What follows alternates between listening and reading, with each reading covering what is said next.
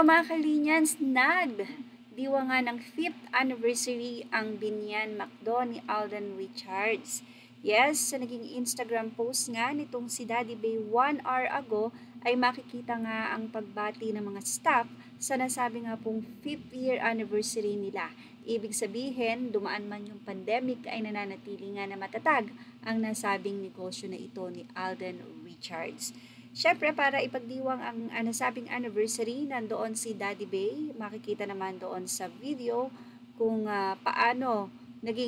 kung paano ka-close or parang family na nga nila Daddy Bay ang nasabing staff ng McDo. So dito pa lang makikita nyo na kung gaano kahalagahan mahalin ng pamilya Fulkerson ang nasabi nga pong mga staff nila na siyempre nakakatuwang nila sa paglago ng kanilang negosyo. Napaka-importante na ang iyong mga staff or ang mga nagtatrabaho sa'yo ay itinuturing mo talagang pamilya kasi sila talaga yung everyday na nandun at kumbaga ay nagpapatakbo ng negosyo sa araw-araw. Nakakatuwa din si Daddy Bay dahil sobrang napaka-hands-on niya sa mga businesses ng kanyang anak na si Alden Richards.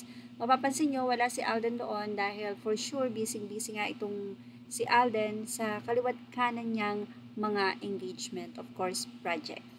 Well, congratulations sa 5th year anniversary ng McDo ni Alden Richards sa Binyan. At syempre, hiling natin na more anniversary to come pa para mas marami pa silang matulungan dahil the more na mas marami silang negosyo, the more na mas maraming silang kakailanganin na trabahador. At yan ang ating Miss Vlog update. Tumutok lang for more. And of course, images are all credit to the rightful owners, Instagram of Daddy Bay and Alden Richards. And please like, share, and subscribe.